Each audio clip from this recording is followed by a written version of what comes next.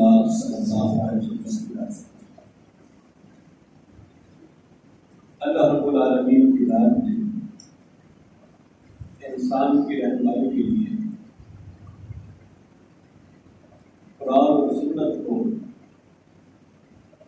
بھیجا ہے۔ انسان زندگی میں اگر چاہتا ہے کہ مجھے کامیابی ملے اور میری زندگی بہت اچھی گزرے، وہ قرآن و سنت کو اپنا اور بچھانا پڑا۔ اللہ تعالیٰ نے جب سے شریعت کو نازل کیا ہے، نبی کریم صلی اللہ علیہ وسلم نے اس دعوت کو آگے پہنچایا ہے۔ مسلمانوں کی جب ہم وہ تاریخ دیکھتے ہیں، یقین جانیے کہ مسلمانوں نے اس قرآن و سنت کو تھام کر پوری دنیا کو فتح کیا اور پوری دنیا پر حکومت کی، کیونکہ اس وقت اوڑھنا اور بچھونا صرف قرآن اور سنت تھا۔ زندگی کا ہر مشکل کا حل انسان کو قرآن و سنت سے مل جاتا ہے، اور اس نے اپنی زندگی کا مقصد قرآن و سنت کو بنایا ہے۔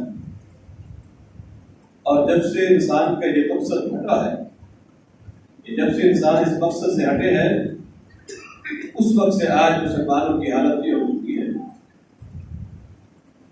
کہ ہم کسی چیز پر بھی حکومت نہیں کر رہے، ہماری کوئی حیثیت، ہمارا کوئی مقام اور مرتبہ کچھ چیز نہیں۔ ذلت اور رسوائی کی انسان زندگی گزار رہا ہے، اور اس کی وجہ اور سبب یہ ہے کہ ہم نے قرآن و سنت کو چھوڑ دیا۔ آج ہر ایک انسان کی اگر حالت اور کنڈیشن دیکھی جائے تو انسان کو یہ بات محسوس ہوتی ہے کہ میرا اسلام کے ساتھ ایک جزوی تعلق ہے، کلی طور پر اسلام کے ساتھ کوئی تعلق نہیں ہے، میں جزوی طور پر ایک تعلق رکھتا ہوں۔ تھوڑا سا اسلام میرے لیے کافی ہو جاتا ہے، اسلام کو تھوڑا سا میں فالو کر کے میری زندگی بہتر ہو سکتی ہے، جزوی طور پر کافی ہے، میں کلی طور پر اسلام کو اپنے گھر میں معاشرے میں نافذ کرنے کے لیے تیار نہیں۔ بتائیں میرے مسلمان کیسے ترقی کر سکتے ہیں، کیسے عزت پا سکتے ہیں، کیسے ان کے پاس علم نافع آ سکتا ہے؟ پہلے علم نافع بھی تھا، ترقی بھی تھی، اور دنیا کی ہر چیز مسلمانوں کے پاس تھی، لیکن آج دن بہ دن ہم پیچھے آ رہے ہیں، اور اس کی وجہ اور سبب یہ ہے کہ ہم نے قرآن و سنت کو چھوڑ دیا۔ ایک سادہ سی مثال ہے، آپ اس بات کو اچھی طرح سمجھیں گے کہ مثال کے طور پر ہم اپنے بچوں کو قرآن کی تعلیم کتنی دلواتے ہیں، صرف آج کی سی بات پر غور کر اس کو اندازہ ہو جائے کہ میں قرآن پر یا میرے بچے قرآن پر عمل کتنے کرتے ہیں یا کتنا پڑھتے ہیں۔ سوائے ہر ایک آدمی کی یہ خواہش ہے کہ میرا بچہ آدھا گھنٹہ 15-20 منٹ قرآن پڑھ لے، جس کے لیے کافی۔ ہماری سوچ یہی، اس کے برعکس ہم جب تجاری تعلیم دیکھتے ہیں، اس کے لیے انسان نے کیا کیا، پک اینڈ ڈراپ کی سہولت بھی دی ہوئی ہے، اس کے بعد ٹیوشن کی سہولت ہے، ٹیوٹر کی سہولت ہے، ساری سہولیات۔ ایک چھوٹی سی مثال ہے، اسی سے انسان اندازہ کر لیتا ہے کہ میرا قرآن کے ساتھ کتنا تعلق۔ پھر اس کے بعد دوسرے نمبر پر ہم یہ بات آپ کے سامنے رکھنا چاہتا ہوں کہ پہلی بات یہ ہے، کامیابی کا دار و مدار اسی قرآن و سنت کو تھامیں گے تو ہم کامیاب رہیں۔ دوسرے نمبر پر ہمیں حقوق کا علم ہونا چاہیے۔ 4 قسم کے حقوق، ایک حق اللہ رب العالمین کی ذات کا ہے، ایک حق انسان کے اپنے وجود کا ہے، اپنے نفس کا حق ہے، ایک ہے حقوق العباد، دوسروں کے حقوق ہے، اور ایک حق جو لوگ متحد آتے ہیں ان کے حقوق ہیں۔ یہ 4 قسم کے حقوق ہیں، اور ان میں سے پہلا حق کیا ہے؟ اللہ رب العالمین کے انسان حق ادا کرے۔ اللہ کے حقوق کیا ہے؟ یہ بھی 4 قسم کے ہیں۔ پہلے نمبر پر اللہ رب العالمین کی وحدانیت کا اقرار کرے، اللہ رب العالمین کو ایک مانے، یکتا مانے، اکیلا مانے، تنہا مانے، وحدہ لا شریک ہے، اس کا کوئی شریک نہیں۔ یہ بات انسان دل اور دماغ سے کہے کہ اللہ ایک ہے، اللہ کے علاوہ کوئی معبود نہیں۔ دوسرے نمبر پر اللہ رب العالمین کی شریعت کو ہدایت یافتہ مان، کہ اللہ رب العالمین نے جو شریعت اتاری ہے وہ ہمارے لیے ہدایت ہے، اور اس کا ذریعہ کیا بنایا ہے؟ نبی کریم صلی اللہ علیہ وسلم کی رسالت ہے۔ یعنی رسالت کو ماننا، نبی کریم صلی اللہ علیہ وسلم کی شریعت کو ماننا، یہ ہمارے لیے ضروری ہے، یہ حق ہے اللہ رب العالمین کی طرف سے دیا ہو۔ تیسرے نمبر پر اللہ رب العالمین کے احکام اور قانون اور اس کو جو انسان کا فالو کرنا، اس کے طریقے پر چلنا، یہ اللہ رب العالمین کا حق ہے۔ اور چوتھا حق جس پر میں بات کرنے جا رہا ہوں وہ یہ ہے کہ اللہ رب العالمین کی عبادت کرنا۔ پہلا حقوق، دوسرا، تیسرا، چوتھے پہ بات کرنے جا رہا ہوں کہ اللہ رب العالمین کی عبادت کرنا۔ کیا ہم سمجھتے ہیں کہ ہم اللہ کی عبادت کر کے اللہ تعالیٰ کو راضی کر چکے ہیں؟ کتنی ہم عبادت کرتے ہیں، کتنا اللہ رب العالمین کو راضی کرتے ہیں؟ اور ان عبادات میں جو مین عبادت ہے وہ انسان کے لیے نماز عبادات کا مرکز، اس کے ساتھ روزہ ہے، حج ہے، زکوٰۃ ہے، دیگر ساری عبادات۔ لیکن نماز میں سے ایک نماز وہ جمعۃ المبارک کے دن کو ہوتی ہے، جمعہ کی نماز۔ آج اسی کے بارے میں بات کرتے ہیں کہ جمعۃ المبارک کے دنوں میں ہماری کتنی فضیلت ہے، کتنا مقام اور مرتبہ ہے۔ پھر ہی ہمیں اندازہ ہو جائے گا کہ اللہ رب العالمین کی ہم کتنی کی عبادت کرتے ہیں اور کتنے ہم اللہ کی عبادت کو پسند کرتے ہیں۔ آج جو عبادات کا کچھ معمول چل بھی رہا ہے، یہ عادتاً ہے، رسماً ہے کہ ہم جو نماز پڑھتے بھی ہے، یہ عادتاً ایک رسماً ہماری بن چکی ہے، دل اور دماغ سے نمازیں نہیں پڑھی جا رہی۔ جمعہ میں بھی آنے کا جو طریقہ کار ہے وہ یہی ہو چکا ہے کہ انسان رسماً آتا ہے، چلو چلے جاتے ہیں۔ نہیں میرے محترم بھائیوں، آج دل اور دماغ کو صاف کر کے یہ باتیں سن کر جائے کہ سب سے پہلے اس دن کی فضیلت کیا ہے۔ نبی کریم صلی اللہ علیہ وسلم کا فرمان آتا ہے، آپ نے فرمایا اذل اللہ رب العالمین نے پہلی تمام امتوں کو جو ہے اس دن سے محروم رکھا، اس جمعۃ المبارک کے دن سے محروم رکھا۔ یہودیوں کے لیے ہفتے کا دن ہے، عیسائیوں کے لیے اتوار کا دن ہے۔ ہدان اللہ للجمعۃ، نبی کریم صلی اللہ علیہ وسلم فرماتے ہیں اللہ تعالیٰ نے ہماری رہنمائی کی ہے، ہمیں جمعۃ المبارک کا دن دیا۔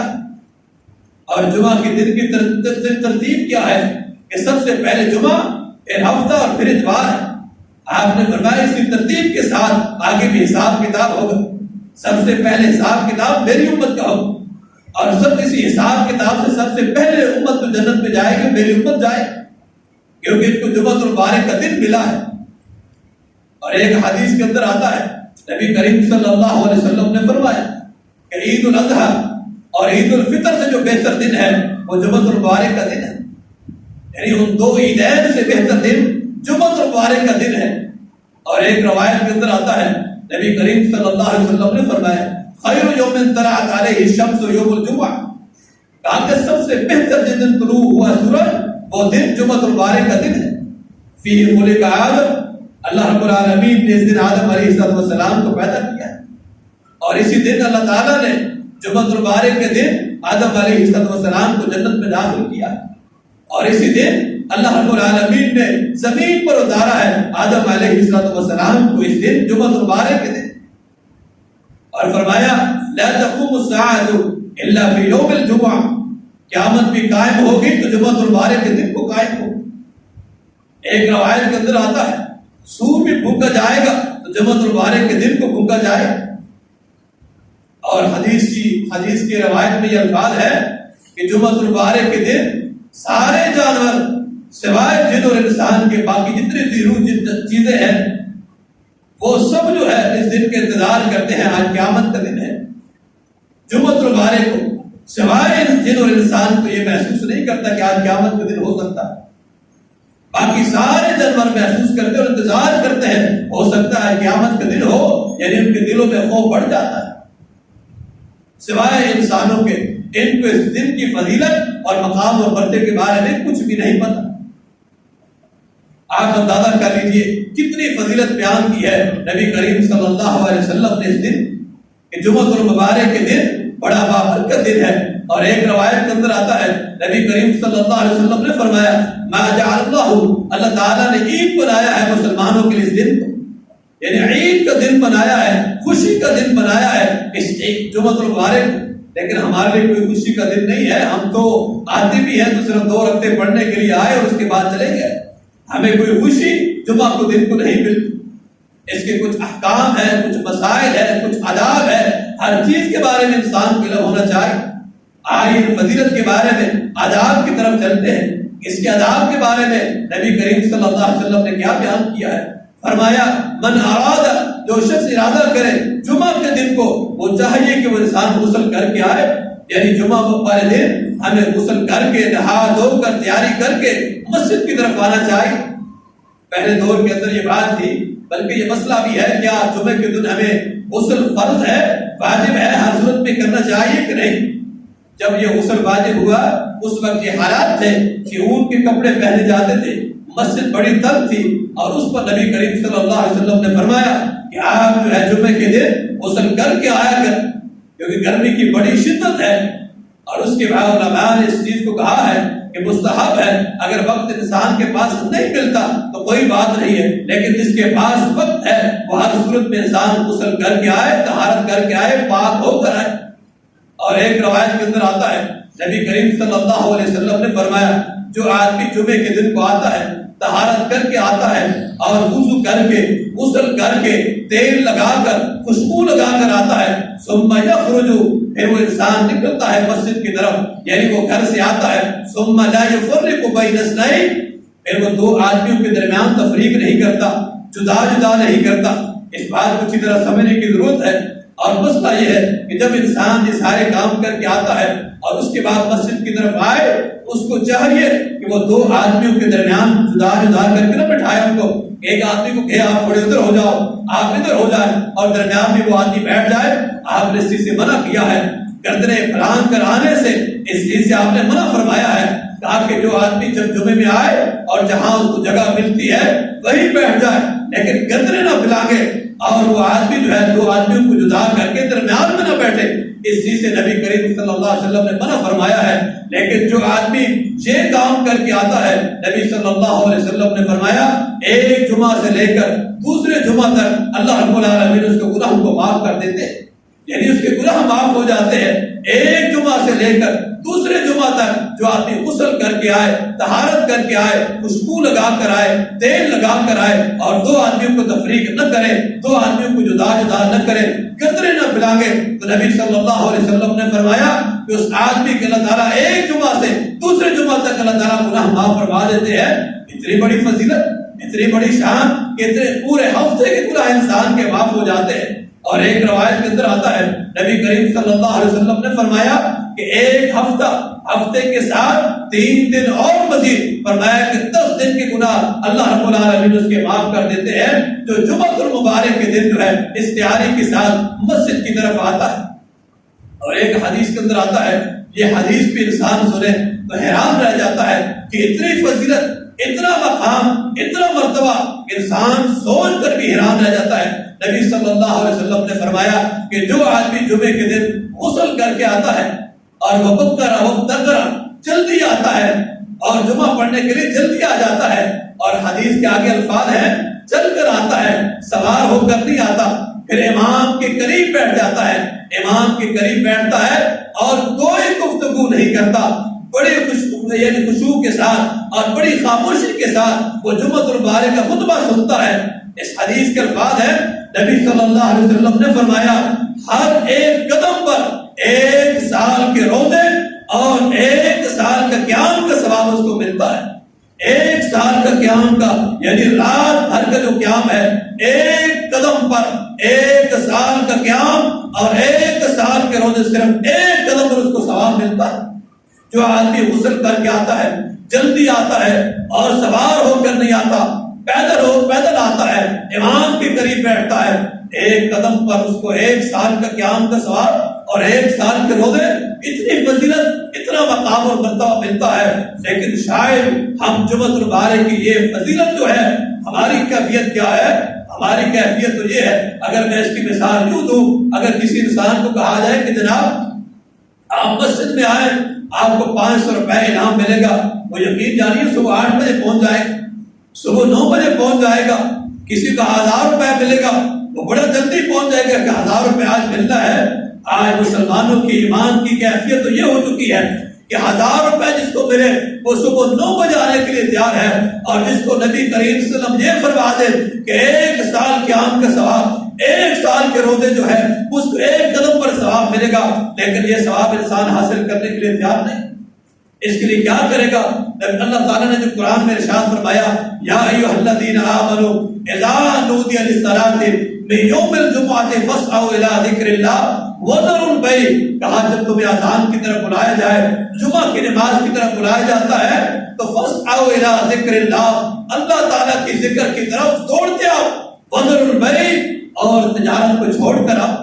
آج سب سے بڑا پرابلم، سب سے بڑی وجہ یہی ہے کہ ہمیں تجارت کا بڑا مسئلہ ہے، اس پیٹ کا بڑا مسئلہ ہے، ہم مہنگائی کا رونا روتے ہیں کہ جناب چینی مہنگی ہو گئی ہے، فلاں چیز مہنگی ہو گئی ہے، فلاں مہنگا ہو گیا ہے۔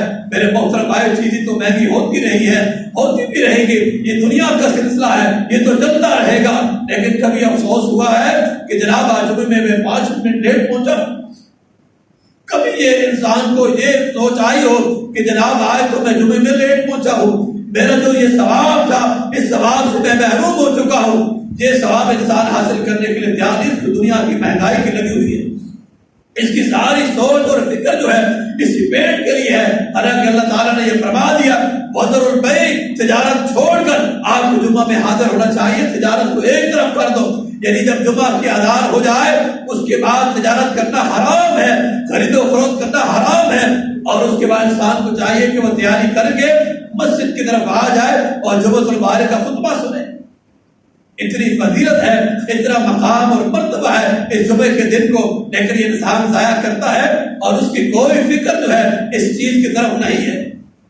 نبی کریم صلی اللہ علیہ وسلم کا فرمان آتا ہے، آئیے تو فضائل کی چند ایک باتیں، آداب بھی بتا دیے کہ جمعے کے یہ آداب ہے، ان کے انسان کو خیال رکھنا چاہیے۔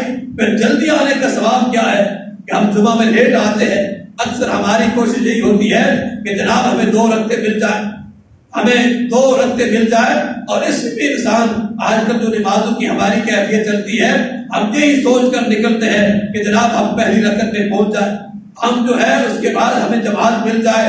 نہیں، اذان دینے کا مقصد کیا تھا؟ اذان دینے کا مقصد یہ تھا کہ نماز کا ٹائم ہو چکا ہے، کسی وقت بھی جماعت کھڑی ہو جائے تو مجھے مسجد میں پہنچنا چاہیے۔ یہ بات انسان کے دل میں ہونی چاہیے کہ اذان ہو گئی ہے، اب مجھے مسجد میں جانا چاہیے۔ پھر وہ انتظار کرتا رہتا ہے کہ جناب صبح کی انتظار یہ کرتا رہتا ہے کہ جناب ہو سکتا ہے صبح کی نماز تو بڑی لمبی ہوتی ہے، میں دوسری رکعت میں پہنچ جاؤں۔ یہ سوچ اور فکر غلط ہے انسان کی، بلکہ یہ کہے کہ جب اذان ہو گئی ہے الصلاۃ خیر من النوم، اب نماز جو ہے نیند سے بہتر ہے، مجھے بستر چھوڑ کر مسجد کی طرف جانا چاہیے۔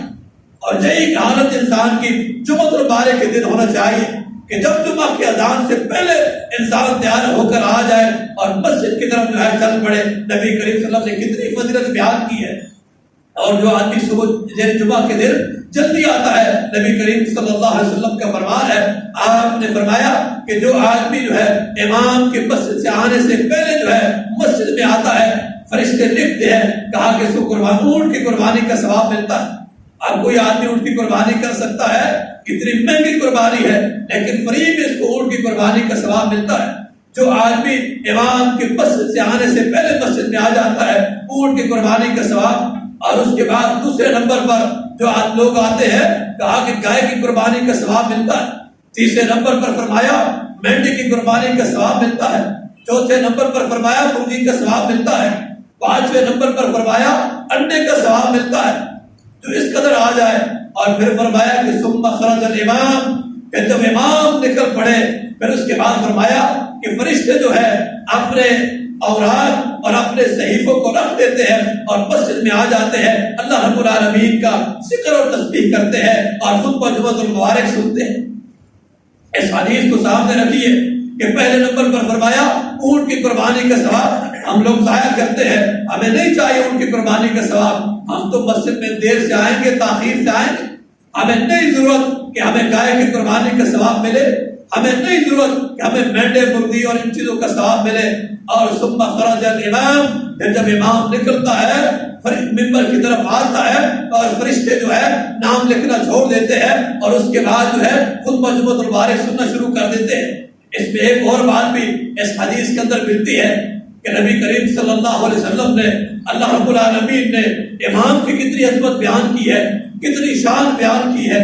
کہ اسی الفاظ کو انسان دیکھے کہ ثم خرج الامام، پھر جب امام نکلتا ہے، یعنی جیسے امام گیٹ سے انٹر ہوا ہے، فرشتوں نے اس کے بعد کسی کا نام نہیں لکھا۔ امام تو دوسری روایت کے اندر آتا ہے، نبی کریم صلی اللہ علیہ وسلم نے فرمایا ثم جلس الامام، پھر جب امام بیٹھ جاتا ہے اپنے کرسی پر، اپنے منبر پر، محراب پر بیٹھ جاتا ہے، اور فرشتے کیا کرتے ہیں؟ گیٹ پر کھڑے رہتے ہیں، دونوں گیٹ پر جو ہے فرشتے کھڑے ہیں اور نام لکھتے ہیں۔ جیسے امام جو ہے منبر پر بیٹھتا ہے اور اس کے بعد اپنے صحیفوں کو جو ہے لپیٹ دیتے ہیں، اس کے بعد کسی کا نام نہیں لکھتے۔ اب جتنے لوگ بعد میں آتے ہیں، فرشتوں کے نام میں، ان کے رجسٹر میں ان کے نام درج نہیں، پھر یہی نام جو ہے آسمان کی طرف جاتے ہیں کہ آج یہ جو لوگ جمعۃ المبارک میں شریک تھے، اس میں ان لوگوں کا نام رہ جاتا ہے جو لوگ امام کے بیٹھنے کے بعد آتے ہیں۔ اب کتنی فضیلت امام کی بھی نبی صلی اللہ علیہ وسلم نے بیان کر دی ہے۔ ہماری حالت کیا ہے؟ یہ بات بڑی افسوس سے میں کہنا چاہتا ہوں کہ ہماری کیفیت کیا ہوتی ہے کہ امام صاحب اگر 1 منٹ 2 منٹ لیٹ ہو، ہماری نظر امام پر ٹکی رہتی ہے، کب آئیں گے۔ لیکن یہی میں اگر مثال دوں، کسی آدمی کو کہہ دیا جائے جناب 500 روپے ملے گا، آدھا گھنٹہ انتظار کر لو، وہ کر لے گا۔ 500 کی خاطر وہ انتظار کرنے کے لیے تیار ہے۔ لیکن جس کی شان جو ہے امام کائنات نے بیان کی ہے کہ جب تک کوئی منبر پر نہیں بیٹھے گا، فرشتے کھڑے رہیں گے اور نام لکھتے رہیں گے۔ جیسے وہ بیٹھے گا، فرشتے اپنے صحیفوں کو لپیٹ لیں گے۔ یہ اللہ تعالیٰ نے جو عظمت اور شان بیان کی ہے، امام کے ساتھ کی ہے کہ امام کا آنا، امام کا بیٹھنا، فرشتے اپنے اوراق کو لپیٹ دیتے ہیں۔ اتنی شان، اتنی عظمت۔ امام اگر 5 منٹ باہر رک جائیں، فرشتے رکے رہیں گے۔ انہوں نے گھڑی کے انتظار نہیں کرنا، انہوں نے کہا امام صاحب آج 5 منٹ لیٹ ہے، اور اس کے بعد وہ لکھتے رہیں گے۔ امام جب داخل ہو جائے گا، 5 منٹ اگر امام جلدی داخل ہو جاتا ہے، فرشتے نے پھر بھی اپنے اوراق کو لپیٹ دینا ہے کہ امام صاحب آ چکے ہیں، اس کے بعد اب کسی کا نام نہیں لکھا جائے گا۔ یہ شان، یہ عظمت، مقام، یہ بھی دیکھنی چاہیے۔ اور اس کے بعد جو ہے جمعۃ المبارک کی فضیلت اور مقام اور مرتبہ وہ انسان کے ذہن میں ہونا چاہیے۔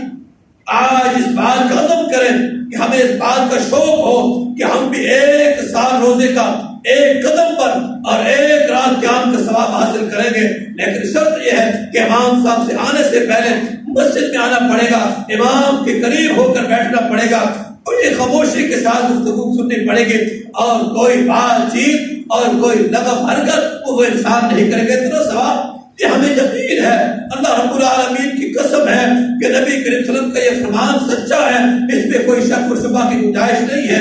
ہاں ہمارے ایمان کی کمزوری ہے، ہم اس بات پر یقین نہیں، ہمارا یقین دنیا کی طرف زیادہ ہے اور آخرت کی طرف بہت کم ہے۔ جس طرح شروع میں نے قرآن کی مثال دی ہے، آج بھی ہماری مثال یہی ہے کہ جمعۃ المبارک میں ہم جلدی آنے کے لیے تیار نہیں ہے۔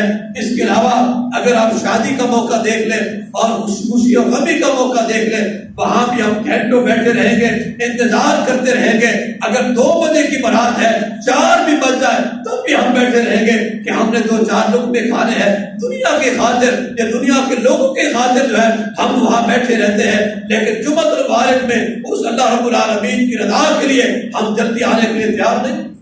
میرے محترم بھائیوں، میں گنہگار ہو سکتا ہوں، گنہگار ہوں، خطا کار ہوں، ساری عیب ہو سکتے ہیں، لیکن آپ لوگوں نے میری رضا کی خاطر نہیں آنا۔ جب میں آپ لوگوں کی رضا کی خاطر جمعہ پڑھاتا ہوں، آپ نے آنا ہے اس اللہ رب العالمین کی رضا کی خاطر آنا۔ اور میری گفتگو کا مقصد بھی یہی ہے کہ میں نے اپنا پیغام تم تک پہنچانا ہے تو اللہ رب العالمین کی رضا کے لیے پہنچانا ہے۔ اس لیے آج عزم کیجیے کہ امام صاحب کی مسجد سے آنے سے پہلے ہم لوگ مسجد میں ہوں گے۔ اتنی قربانی ہم نہیں دے سکتے، بتاؤ آگے اسلام کے لیے ہم کیا قربانی دیں گے؟ آج بھی یہ بات جو ہے میڈیا پر بھی آئی ہوئی ہے